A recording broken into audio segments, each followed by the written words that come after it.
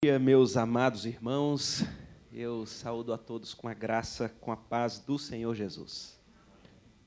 Eu preciso reiterar a minha gratidão a Deus por mais uma oportunidade de estar aqui nessa igreja tão preciosa, tão amada. Agradecer a Deus a oportunidade de abrir as Escrituras e compartilhar da parte dela, e agradecer aí a igreja, a liderança, o conselho, ao pastor Roster, pelo convite, pela confiança de abrir aqui a oportunidade do púlpito para estarmos com os irmãos. É um privilégio enorme para mim, saibam disso.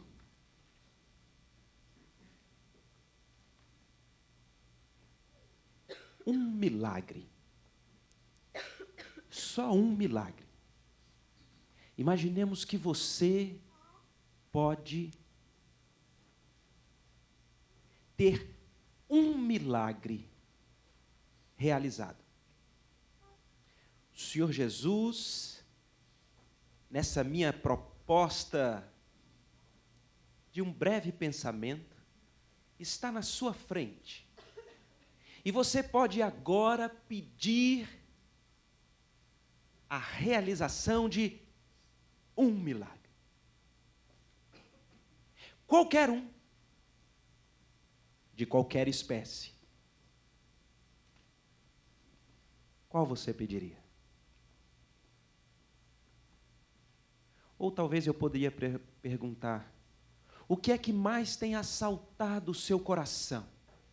O que é que mais tem talvez lhe preocupado? O que é que mais você gostaria de ver resolvido, solucionado? O que você pediria ao Senhor Jesus? Só um milagre. É uma pergunta difícil.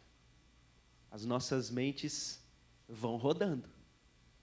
Talvez, num período de tanta crise financeira, e talvez você perdeu o emprego, e eu pediria um emprego. Ou então alguém muito querido, próximo, perdeu o emprego, e você sabe as dificuldades que tem enfrentado, e é isso que está forte no coração. Ou não, pode ser aquela crise lá dentro de casa. Aquele casamento que acabou e ele está, por enquanto, só de aparência. E você diz: eu pediria esse milagre. A restauração do matrimônio. Quem sabe é com um filho. Um filho que se rebelou contra o Senhor. Quem sabe é uma doença. Bateu na porta da sua casa. Um diagnóstico terrível. E de repente é isso que tem tomado as suas noites de sono. É esse o pensamento que tem sido o seu amigo das madrugadas. Eu não sei, mas a minha indagação é: qual seria a prioridade deste único milagre que você poderia pedir ao Senhor Jesus? Vamos deixar sem resposta, porque cada um está dando aí a sua resposta. E vamos abrir a palavra de Deus num texto muito conhecido, no Evangelho do Senhor Jesus, segundo a narrativa de Marcos, no capítulo 2. Abram lá.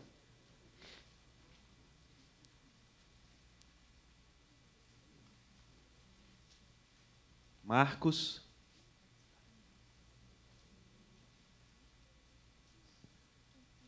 no capítulo 2, nós temos nos primeiros versos um dos encontros com Cristo mais conhecidos, de tão interessante que é a narrativa.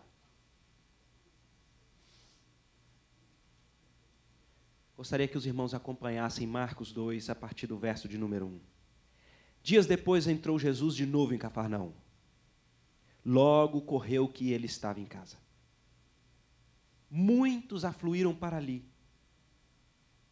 Tantos, que nem mesmo junto à porta eles achavam lugar. E anunciava-lhes a palavra. Alguns foram ter com ele, conduzindo um paralítico. levado por 4 homens.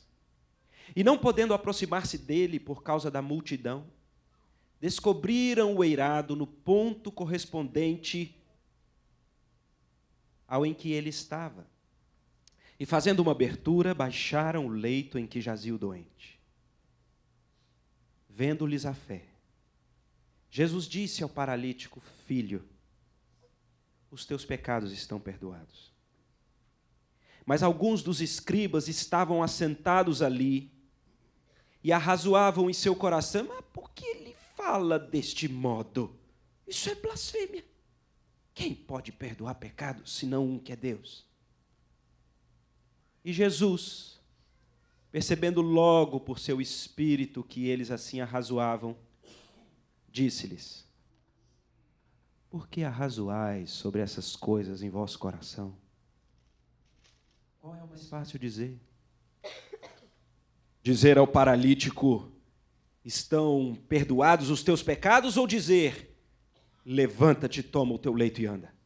Ora, para que saibais que o Filho do Homem tem sobre a terra autoridade para perdoar pecados, disse ao paralítico: eu te mando, levanta-te, toma o teu leito e vai para a tua casa. Então ele se levantou e no mesmo instante, tomando o leito, retirou-se à vista de todos, a ponto de se admirarem todos e darem glória a Deus, dizendo: jamais vimos coisas assim. Até aqui a leitura da palavra do Senhor. Senhor, nós já oramos, a Tua palavra foi lida. Queria pedir, Pai, que o Senhor a aplicasse aos nossos corações pelo Teu Espírito. Em nome desse Senhor Jesus é que nós oramos. Amém. Como eu disse, esse é um dos textos mais conhecidos porque ele tem uma narrativa muito legal. Só uma pequena curiosidade que até não tem nada a ver com o texto, e eu tenho um carinho muito grande por esse texto, porque ele se tornou lá em casa, para os meus filhos, talvez a história predileta.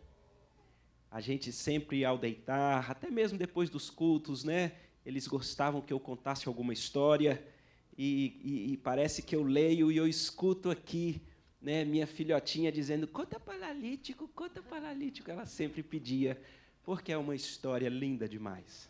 Né? Os homens que carregam o paralítico, que eles sobem no telhado de uma casa, que eles abrem o eirado, que eles descem o paralítico, Jesus perdoa os seus pecados, Jesus cura da sua doença.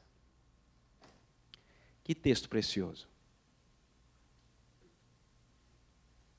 Esse texto sempre me chamou a atenção por conta de um único aspecto.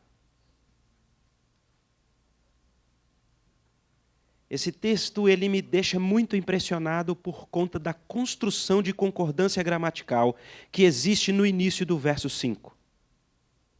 O verso 5 é aquele cenário em que Jesus está dentro da casa, está descendo na minha cabeça, amarrado ali com algumas cordas, está descendo o paralítico. Mas o texto começa com a seguinte expressão no verso 5: vendo-lhes a fé. Sempre tive um pouco de dificuldade com isso daqui. Porque quem vai ter um encontro com Jesus é o paralítico, quem vai entabular ali com uma conversa é o paralítico. Não obstante, a concordância não é no singular, vendo-lhe a fé, mas é vendo-lhes a fé. E eu penso, será que está errado? É um erro de tradução do português de concordância? É o quê? E quando você estuda pouco sobre isso, você verá que o texto está escrito desse jeito mesmo. Vendo-lhes a fé, Jesus disse ao paralítico: estão perdoados os teus pecados, e ao final, conforme a narrativa, ele é curado. Jesus está vendo aqui a fé de quem? De quem? Se não está só no singular, nesse retrato que a gente vê de Jesus diante do paralítico, e é no plural, vendo-lhes a fé, que fé é essa? E a gente vai perceber que uma coisa é verdade, todos que comentam sabem, é uma fé plural. E eu vou ficar com a interpretação de Calvino, é também o que está nas notas de rodapé da nossa estimada Bíblia de Genebra, que Jesus viu a fé coletiva daqueles 4 amigos e do paralítico. Ele não foi forçado, ele foi para encontrar com Jesus. Preste atenção, o texto revela para nós o Senhor Jesus agindo com salvação e poder na vida de um homem, ao enxergar a fé deste homem e dos seus amigos. Eu deveria fazer a pergunta que eu vou fazer agora só no final, mas eu vou fazer agora. E a pergunta é muito simples.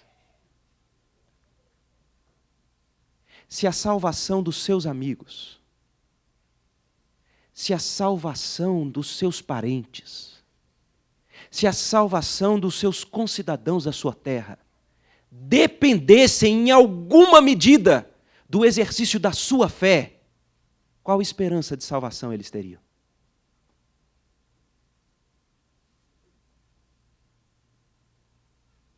Esse texto mexe comigo quando é o Senhor Jesus quem diz, vendo-lhes a fé. O Senhor Jesus é envolvido por um exercício de fé plural que ele é destinado à salvação e transformação da vida do paralítico.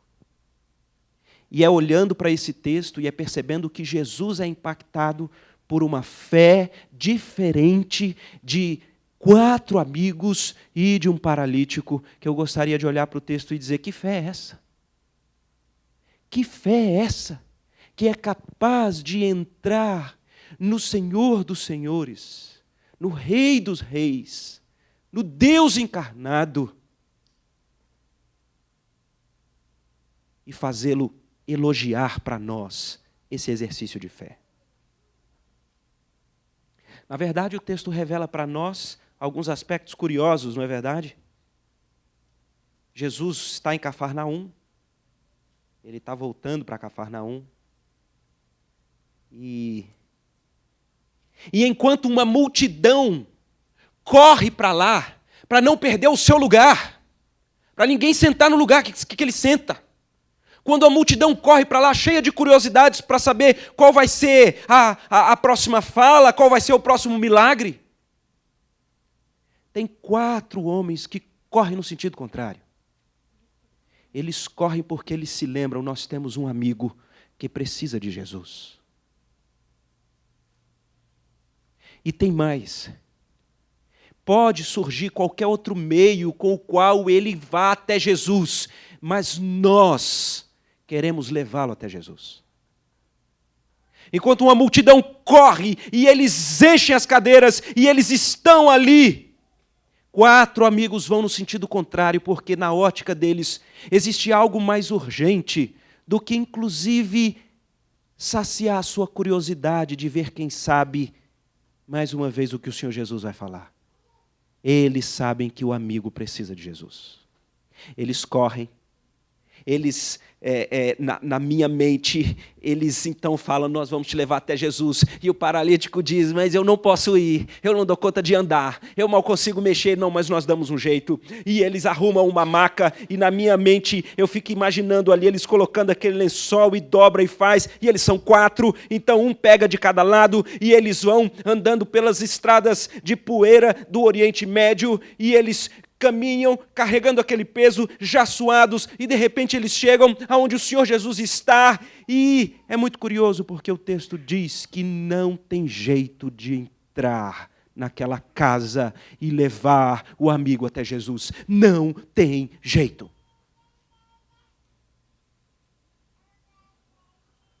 E eu olhando para esse texto, eu percebo que um exercício de fé que é capaz de abrir um elogio ou uma percepção de Cristo para revelar, para nos ensinar, é um exercício de fé que é proativo, É um exercício de fé de quem age, é um exercício de fé de quem vai até aquele que precisa desesperadamente do Senhor Jesus e vai para levá-lo, para ajudá-lo, para carregá-lo. Quero chamar a atenção e fazer uma reflexão conjunta com os irmãos.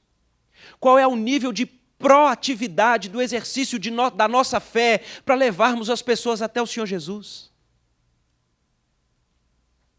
Na verdade, nós muitas das vezes parecemos muito mais com a multidão. Nós gostamos de ouvir o Senhor Jesus, inclusive a gente não gosta nem que sentem no nosso lugar e também nem que fique muito cheio, porque aí vai ficar quente, o ar-condicionado não vai ser suficiente, e também não pode demorar muito, e também não pode ter aquele que grita muito, aquele que fala muito baixo, e nós somos cheios das nossas intenções, e ouvimos muitas das vezes grandes lições, e lá no fundo do nosso coração fica assim, fulano podia estar aqui, fulano tinha que estar aqui, rapaz, essa mensagem para fulano, e nós somos cheios das nossas elucubrações, porque nós fazemos parte da multidão. Fazemos parte da multidão. Estamos lá. Há um perigo muito grande em fazer parte da multidão. De uma multidão que, inclusive, é curiosa para ver Jesus. Mateus 11. Jesus fala de Betsaida e de Corazim, mas ele diz assim: ai de ti, Cafarnaum, porque se em Sodoma tivessem sido realizados os milagres que se realizaram em você, Cafarnaum, Sodoma estaria até hoje em pé.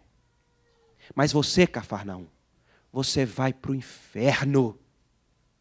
Mateus 11, pode ler lá. Você vai para o inferno, porque no dia do juízo vai ter menos rigor para Sodoma do que para vocês.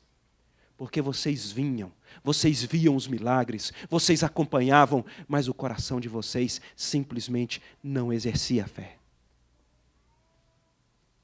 Uma fé proativa.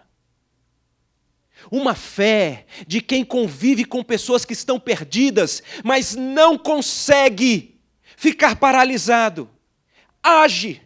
Vai às pessoas e diz: você precisa do Senhor Jesus, vai ter o evangelho, o simpósio da graça na minha igreja, eu tenho que te levar. Não, mas eu estou sem carro, eu te pego e te levo. Não, mas eu não tenho roupa apropriada, eu te dou a minha roupa. Não, mas é porque no outro dia eu estou com medo de chegar meio com sono e o chefe não deixar, eu converso com o chefe. Não, mas é porque se eu for de noite e depois eu também estou meio sem dinheiro, eu te levo para jantar. Não. Sabe como é que nós agimos muitas das vezes? Nós agimos como uma multidão. Ficamos ouvindo, falando: esse negócio aí é bonito. Isso aí é de verdade. Ô rapaz, fulano precisava disso daí. E fulano está lá, caminhando a passos largos para o inferno. E nós não exercitamos a nossa fé proativa. Mas a fé que nós temos aqui, ela é uma fé que eu vou chamar de criativa.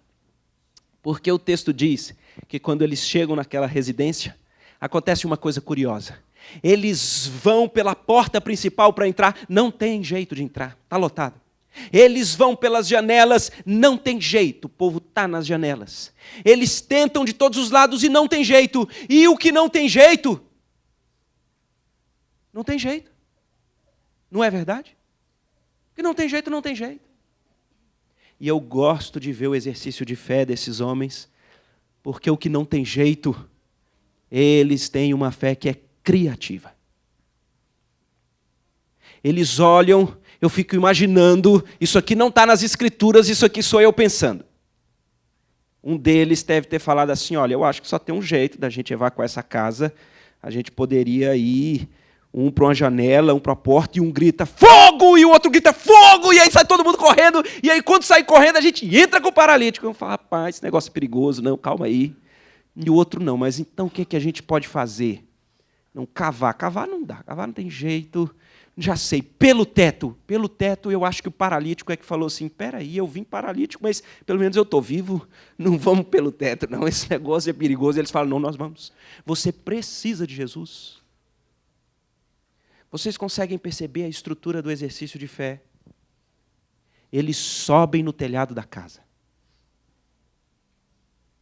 Eu fico imaginando um dando passos lá atrás, olhando para o pessoal que está lá em cima e meio lá e dizendo mais para lá, não, peraí, mais para cá, peraí, é aí, porque a Bíblia diz que eles acham exatamente o ponto correspondente ao que Jesus estava.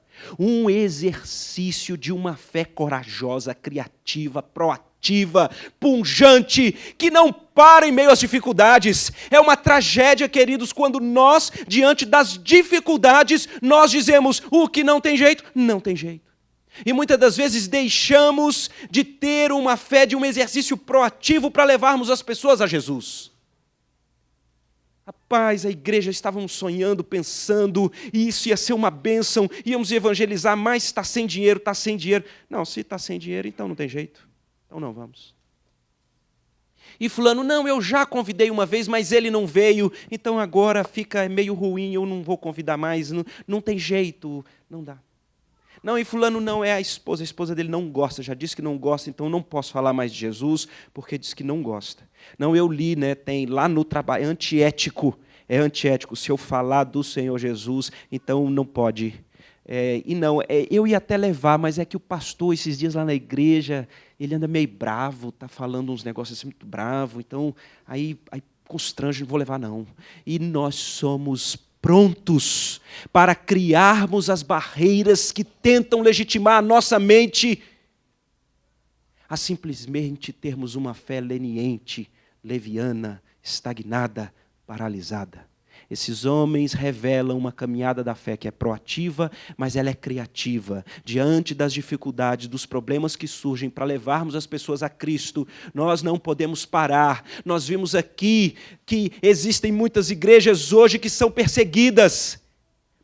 A solução seria, se não tem jeito, não podemos servir o Senhor. Eles cavam buracos, eles vão para as grutas, eles entram em lugares que são odiosos, mas eles servem o Senhor Jesus. Não, mas é proibido, não pode ter a Bíblia. Eles têm a Bíblia entra nos lugares mais curiosos possíveis. Há uma criatividade que permeia irmãos nossos, que eles são dispostos a colocar a própria vida em risco, mas para levarem pessoas que estão a caminho do inferno até os pés do Senhor Jesus. Como é a nossa fé? Eu vou perguntar de novo. Se a salvação, se o encontro do seu amigo com Cristo, do seu parente com Cristo, do seu vizinho com Cristo, depender em alguma medida do exercício da sua fé, que esperança ele tem?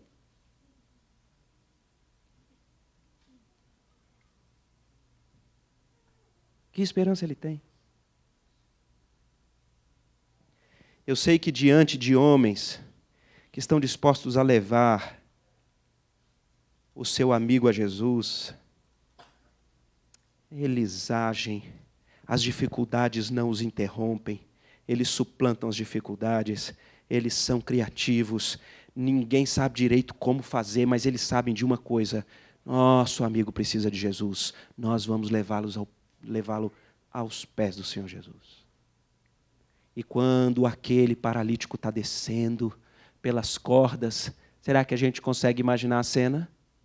Essa igreja aqui lotada, e de repente cai algumas coisas e abre, e de repente vem descendo um paralítico, eu penso ele com a mãozinha assim, dando tchau. Todo mundo para aquele negócio. Jesus conhece todas as coisas, diz no verso 5, vendo-lhes a fé.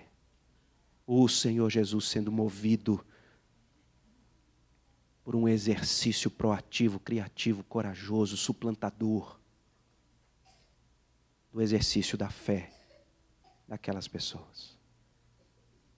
Muito diferente da multidão, que muitas das vezes está abarrotando, mas está aí atrapalhando.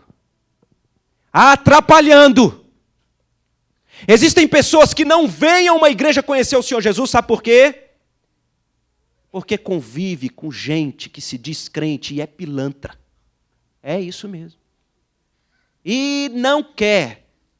E é o Senhor Jesus que diz na sua palavra, ai daquele que faz com que o nome do Senhor seja blasfemado. Um dia eu cheguei num caixa eletrônico desses do banco, que eu sou correntista, Estava lá na fila. E aconteceu uma coisa curiosa, porque eu cheguei, tinha uma pessoa na frente, aí chegou uma pessoa atrás de mim que conhecia a pessoa que estava na frente. Então eles começaram a conversar. E eu aqui no meio, né? Mas até que quando você não está fazendo nada, ouvir a conversa dos outros é bom. Isso não é lição não, viu, queridos? Os irmãos não vão dizendo, eu aprendi uma coisa, não aprendo essas coisas não. Mas aconteceu uma coisa curiosa. Eles eram amigos porque eles tinham trabalhado juntos numa empresa. E um deles tinha sido demitido. E o outro falou assim, e aí? Você já entrou na justiça lá? Rapaz, tem um monte de coisa errada naquele negócio lá da sua demissão, não sei o quê. Não, pois é, eu estou procurando, estou vendo um advogado. Rapaz, tem que entrar, porque né, lá foi errado, não sei o quê, papapá, aquelas coisas. Mas você não arrumou advogado ainda? Porque tem tanto advogado e tudo mais. Não, eu, inclusive, estou vindo de um, me deram o cartão de um. E eu fui. É até nesse prédio ali. Rapaz, aí eu cheguei lá. Quando eu fui chegando, na porta do advogado tinha bem assim, sou evangélico, graças a Deus. Aí ele comentou com um amigo.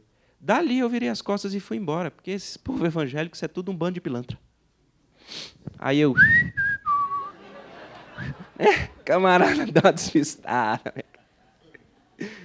Mas a minha mente ficou rodando e eu fiquei imaginando que é bem provável que aquele homem, nos seus relacionamentos, ele tenha convivido com alguém que de fato tinha o rótulo escrito na testa evangélico, mas era pilantra.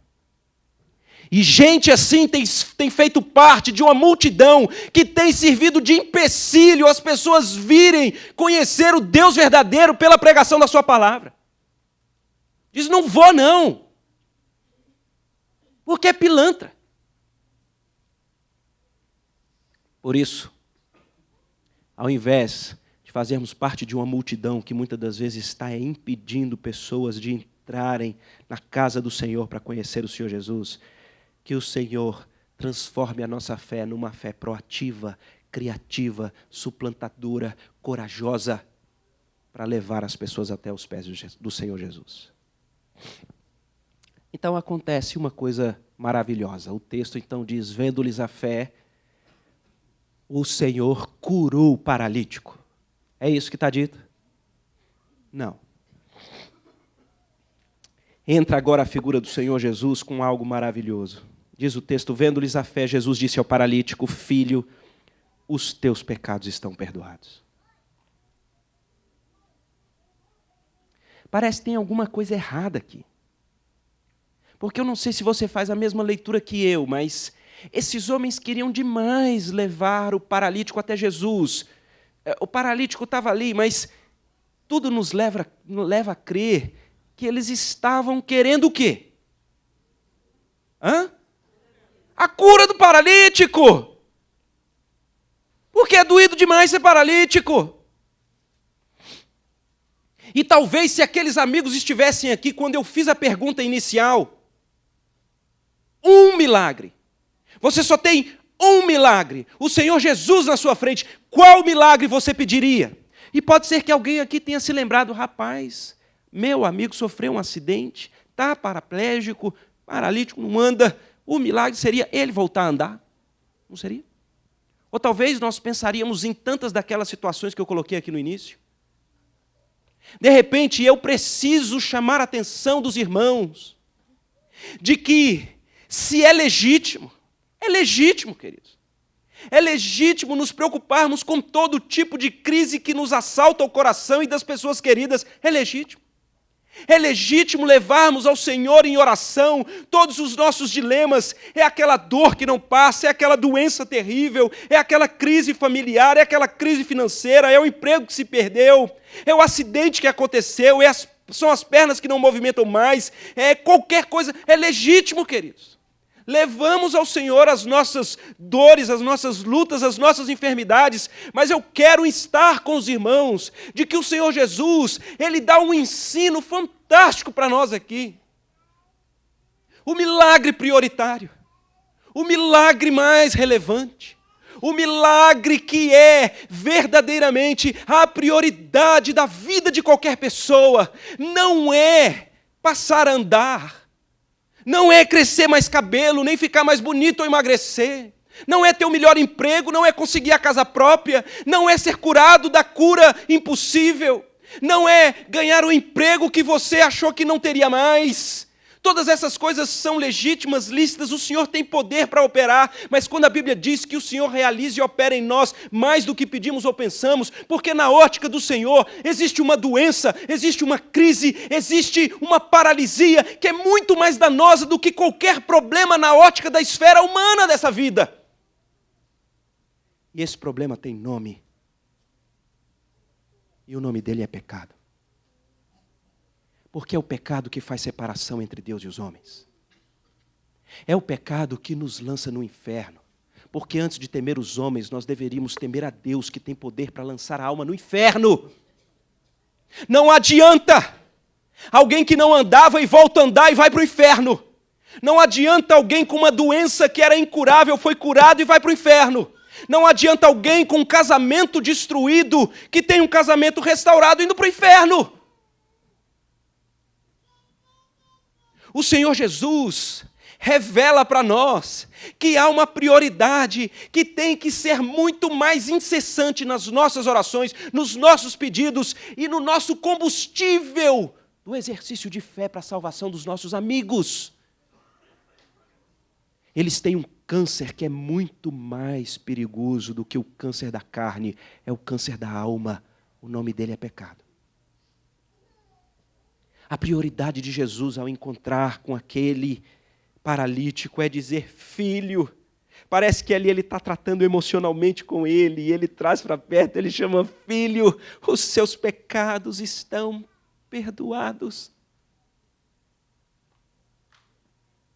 A eternidade desse rapaz está sendo transformada nesse instante. Esse é o maior milagre que a nossa alma deveria anelar para nós e para aqueles que nós conhecemos e para aqueles que não conhecemos.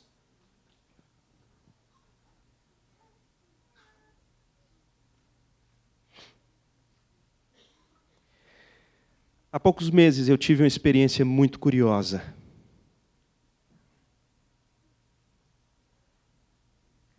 A minha esposa, já há bastante tempo, ela tem um tratamento com uma fisioterapeuta. Já tem anos isso. Sei lá, vou falar aqui uns 4 anos. Ela virou amiga nossa.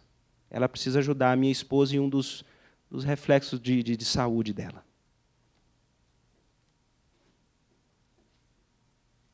Talvez uns 4 anos. Alguns meses atrás, eu cheguei do trabalho e coincidiu que eu cheguei exatamente junto com ela, com a Ana Helena. Aí nós chegamos e fomos subir no elevador, e a gente está subindo no elevador, e elevador exige de nós todo um traquejo social, né? A gente ou fala da temperatura, ou do clima, a gente tem que falar alguma coisa, é muito feio ficar quietão no elevador. E aí, quando a gente está ali no elevador, eu pensei, já sei, né? Perguntar aqui da família dela. Eu falei: ô Ana Helena, como é que tá o neto, né, o seu marido, como é que está o Guilherme, seu filho? No elevador, ela embargou a voz, segurou, mas não deu conta. E ela trincou e começou a chorar. E eu falei: escolhi o tema errado. Não é possível.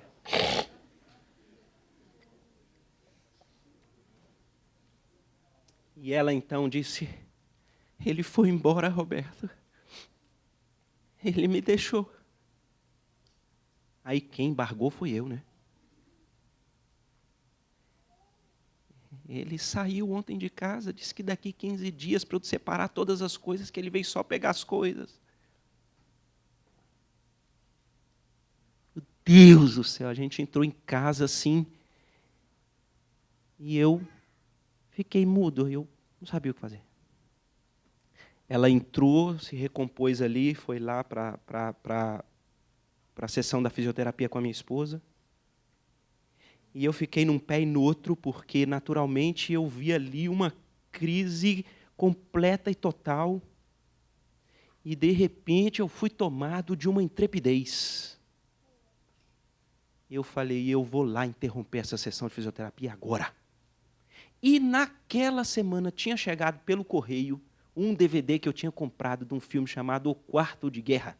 Aí eu peguei o DVD, peguei a Bíblia, entrei e falei, Ana Helena, você me perdoa, meu amor, eu preciso parar aqui para conversar com a Ana Helena. Eu falei assim, Ana Helena, você disse para mim, o seu marido te deixou. Ela parou, ficou quieta e só balançava a cabeça. Eu falei assim, você deixa eu orar pela sua vida, pelo seu marido? E ela disse, pode, mas não tem jeito. Eu digo certo. E movido por aquela causa. Eu então leio um texto bíblico. Eu oro com ela. E falo, vou lhe dar um dever de casa. Você assiste aqui esse filme. E eu queria que você lembrasse, está aqui eu e Flávia, vamos fazer um compromisso com você todos os dias, vamos orar por você. Para resumir a história, ela assistiu o filme e ela disse que toda a saga que tem ali do filme é exatamente o aspecto da vida dela com o marido. Ele é um representante comercial e todos os problemas e dilemas que tem ali são exatamente os que ela enfrenta. Mas ela disse que ela foi tomada com esse desejo de, então, agora ela, todos os dias, orar. E ela disse que na casa dela, isso foi depois ela contando, ela estabelece uma batalha de oração. E ela começa a orar. E eu estava em casa quando ela chega dizendo que 15 dias depois, quando o marido dela volta para poder pegar as coisas, ela diz, chegou outro marido. Ele chegou amoroso, ele chegou transformado, não falou mais em ir embora, reatou. Ele ficou me perguntando o que aconteceu. E eu não sei direito, Roberto, o que eu digo para ele que aconteceu. Eu falei, eu não sei, porque foi muito forte para mim. Eu falei, eu não sei. Ela falou assim, eu tenho que conversar com ele. Eu falei assim, fala tudo. Porque se é Deus que está nessa história, Deus vai intervir. Deus entrou naquela casa e aí ela disse e falou assim, ele agora disse que quer ir para a igreja. Eu falei, vai ter um encontro. Ela falou, nós vamos para o encontro. Eles foram para o encontro lá da nossa igreja. Passaram 3 dias conosco. No final daquele encontro, os dois me chamam. E aconteceu uma coisa que me enche de vergonha. Porque ela me chama, os dois em prantos. E ele, como todo homem, o cara não quer chorar. Então ele fica quieto, segurando lá. E a gente vê que ele não está dando conta. E ela não. Solta. E ela só dizia uma coisa, Roberto. A gente está aqui para fazer apenas um agradecimento. O agradecimento é porque vocês nos levaram a conhecer o Senhor Jesus. Deixa eu dizer uma coisa para vocês. Sabe, pelo menos quanto tempo, 3 vezes na semana, eu encontrava a Ana Helena? Entre 4 a 5 anos.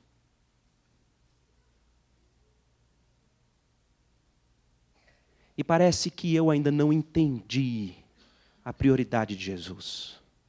Parece que eu achava que estava tudo bem, enquanto ela chegava sempre rindo e sempre socialmente aceitável. E sempre quando eu perguntava, e aí, como é que está a família? Ela dizia, tudo bem. E aí, como é que estão as coisas? Está tudo bem. E, de repente, eu passo quase 5 anos de convívio com a Ana Helena e eu nunca levei ao Senhor Jesus. Será que é preciso, queridos, que pessoas que nós convivemos, que nós conhecemos, tenham que perder a família, perder a saúde, perder o dinheiro, para a gente achar que o que abre a expectativa de conhecer o Senhor Jesus são os problemas desse mundo? Porque eu não garanto que o casamento dela vai continuar. Mas o Senhor Jesus garante que quem encontra com Ele tem os pecados perdoados, tem a eternidade garantida. Mas nós muitas das vezes convivemos com as pessoas, passamos por essa vida e achando que se tiver socialmente tudo bem, nós mantemos um relacionamento social tudo bem.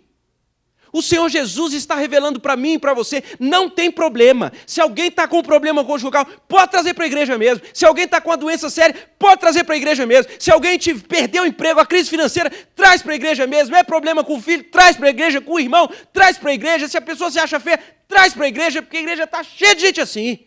Mas eu vou dizer uma coisa, querido, se ele vier na expectativa de ter esse problema resolvido, ele vai se surpreender, porque o Senhor Jesus tem para oferecer muito além do que aquilo que a gente pensa, porque a salvação, queridos, salvação muda a história, salvação muda a vida. É o que acontece aqui nesse texto. Ele diz: meu querido paralítico, a sua prioridade é ser salvo pelos meus méritos. Jesus perdoa os pecados não é porque pecado não é importante. Jesus perdoa os pecados, não é porque isso é trivial. Ele perdoa pecados porque Ele está pegando aqueles pecados e colocando sobre os seus ombros.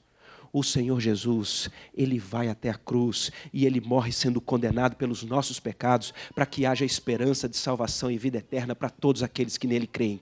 E se você anda paralisado, convivendo com pessoas na sua casa, é a secretária, é o seu médico, é aquela pessoa que trabalha na reforma da sua casa, é aquele que limpa a rua na frente, é aquele vizinho, e você tem tido como eu, anos a fio de um relacionamento social bonitinho de elevador, tá seco nossa cidade, né? Vai chover, não vai? Então está difícil, não está? E esse governo não presta, e você mantém esse relacionamento, e você não aloe uma palha, como dizia minha mãe, para levar as pessoas até o Senhor Jesus. É hora de corarmos de vergonha e lembrarmos de que o Senhor Jesus, Ele enxerga o exercício de fé proativa, criativa, corajosa, abençoadora, para realizar na vida das pessoas o maior milagre que pode acontecer, que é um coração transformado, redimido, perdoado, encontrando com Cristo, entendendo a cruz e tendo a eternidade transformada. Queridos, que isso nos encoraje a exercermos uma fé no Salvador. Ele é o Senhor.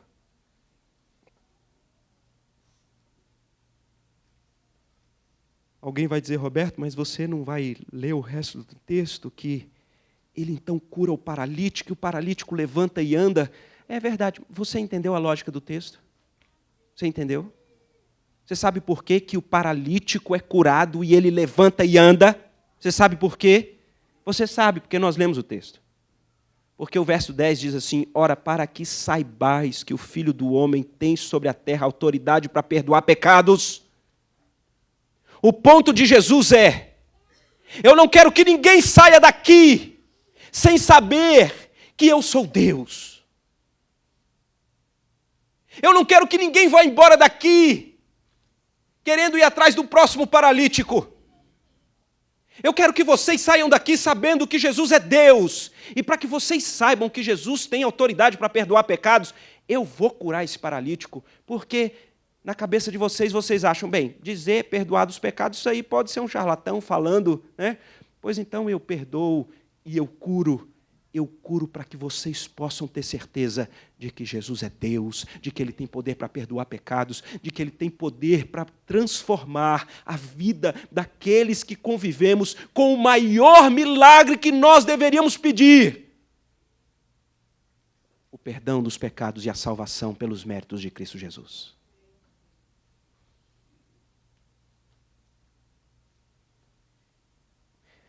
Se alguém te perguntar: você já viu algum milagre? Qual o maior milagre que você já viu? Se você é salvo no Senhor Jesus, é hora de você ficar em pé e dizer: eu quero contar a minha história. É o meu milagre. Eu estava morto nos meus delitos e pecados, assim como toda a humanidade, porque não há um justo, não há nenhum sequer. Todos a uma se extraviaram. Todos se fizeram inúteis. Não há quem entenda. Não há quem faça o bem. Todos perdidos. E o salário do pecado é a morte. E o que todos merecíamos era uma condenação eterna de um Deus justo, que Ele não pode simplesmente deixar de lado o pecado sem que Ele seja justo em condená-lo. O maior milagre que eu já experimentei foi o próprio Deus enviar o seu Filho Jesus a essa terra, para viver a vida que eu não pude viver, para que ao final da sua vida, os meus pecados, a sentença de morte que era contra mim, os escritos de dívidas que constavam de ordenanças e que eram contra mim, foram todos lançados sobre ele. E naquela sentença penal condenatória, onde o condenado era eu, Jesus retira o nome e ele põe o nome dele, e Jesus foi condenado no meu lugar, para que a justiça dele fosse imputada a mim, eu fosse reconciliado com o meu Deus Criador, e eu tivesse uma vida eterna que se inicia por aqui e durará por toda a eternidade com o meu Senhor. Não há milagre maior do que esse, que só é feito nos méritos daquele que foi o Deus encarnado, o Senhor Jesus. E se você precisa de um milagre, eu quero que você venha. Porque se a sua expectativa é você resolver o seu casamento, é você resolver o problema dos filhos, é o seu problema financeiro, é o seu problema de saúde, pode vir. Porque o Senhor é poderoso para poder ativar e realizar obras inimagináveis sobre qualquer uma dessas áreas. Mas você vai se surpreender. Porque é uma bênção e um milagre muito maior do que esse que você está procurando. E é o de conhecer efetivamente o Senhor Jesus. Isso muda a nossa história, isso muda as afeições do coração, isso muda a nossa eternidade. É o maior milagre que já pôde acontecer na história da humanidade. E ele aconteceu comigo. O milagre da salvação. Não negligencie, queridos, o nosso chamado de uma fé proativa, de uma fé criativa, de uma fé abençoadora, de uma fé que é capaz de levar todos os que convivemos aos pés do Senhor Jesus, para que lá eles tenham os seus pecados perdoados, vida eterna entregue, justiça imputada, reconciliação com Deus. Tudo isso para a glória dele. O texto encerra e eu encerro, dizendo que quando nós reconhecemos que Deus pode salvar, que este é o maior milagre, quando uma alma se entrega ao Senhor Jesus, quando ela é salva pelos méritos de Cristo, toda a glória, toda a honra, todo o poder são dados ao Senhor Jesus, porque Ele é o Salvador. Vamos orar? Senhor, obrigado pela Tua palavra. Obrigado, Senhor, pelo encorajamento que vem dela. Senhor, eu queria pedir que o Senhor mexesse